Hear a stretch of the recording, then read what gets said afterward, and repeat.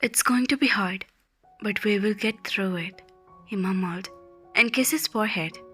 We will, he mumbled again, trying to calm down his thought and hugged him tightly. The night, sleep was the last thing he got. Dan and Gia were settled on the stage with a smile on their faces, while the photographer were capturing their picture with the family members.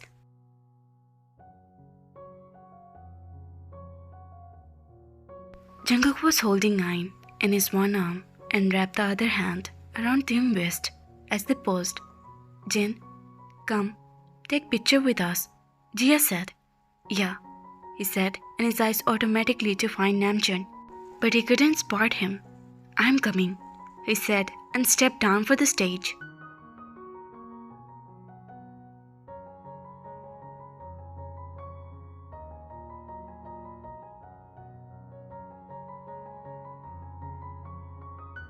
Jungkook was standing beside a girl, almost the age he was taking to her casually. He stood toward him. Jungkook, you're here?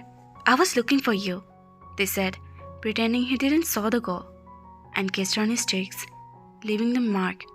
He paused and looked at the girl, who was already staring at them.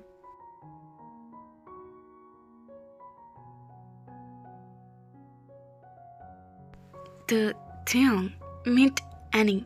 He gave a tight smile and signed him, his eyes to stop. The hall was filled with hundreds of people. Hey, I'm his wife. They said and turned toward forward his hand. Jungkook, when did you get married? Annie was surprised.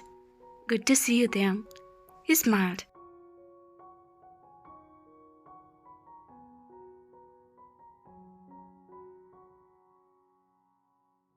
Same here, they reply.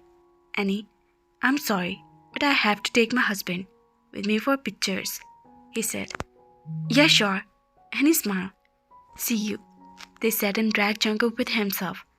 Jungkook picked out a tissue paper from his pocket to clean that evident slip's mark on his face.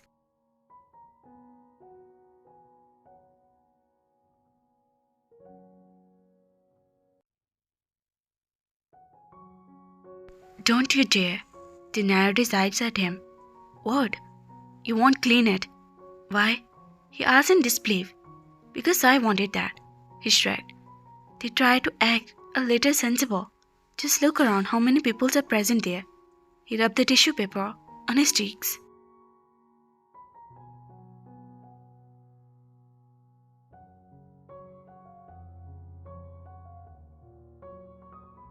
They left his hand and walked away. He called him but he didn't listen at him. Jungkook stepped out of the washroom. The small drop of water were slowly dripping from his hair on the forehead, making the way down to his face. His eyes fell on Tae. I was sleeping with him. He was laying on the edge of the bed, pretending to be asleep, and his pillow was on the floor. He picked up the pillow and dusted it off. He walked up to the side with his fix on him and settled down on the bed with the back pressed to the backrest. He knew he was pretending to be asleep. He picked up a mobile to check that tomorrow's schedule. They was turning on and tossing to the bed, his eyes between him and the screen. He sat down finally and glared at him. They snatched the mobile and he glared at him again.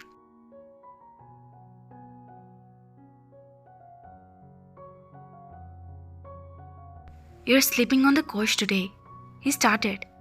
I'm not, he replied and snatched back the mobile from his hand and continued what he was doing earlier. He kept his face straight to tense his future. He looked at him with the mouth agape. I'll sleep on the couch then, he said and get up for the bed.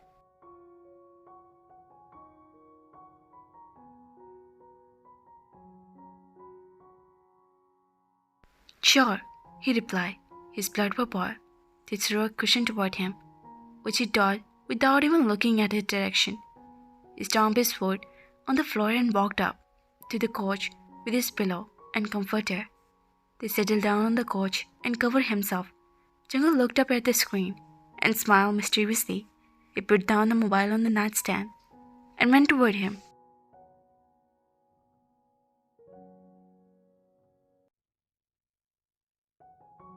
He called him. They talked to me, he sat beside him, pulled a comforter for his face. They was crying. Why are you crying now? I'm kidding, you idiot. He placed their head on his lap.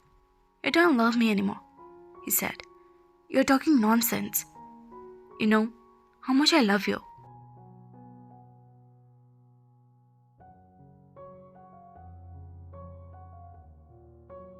The person you're getting jealous of, our partner, she is already married and has a kid, he clarified.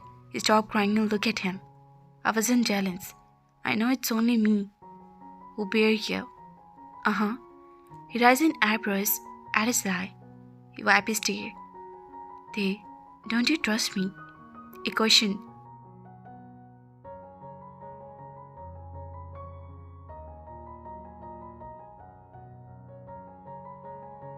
I do, but I don't trust anyone around you.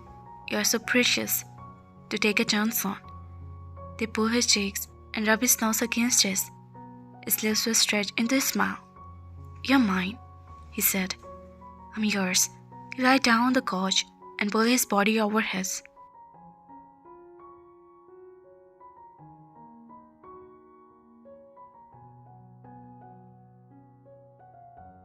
When you get clouds of anxiety, I'll be your wind. If you ever forget your beauty, I'll be your mirror. On the coolest night, I'll be a flame. And in the world full of people, I want to be the one who is here. I don't have a place anyone in my heart. My words will start and ends with you. He murmured in his ear. Same goes for you. He replied back.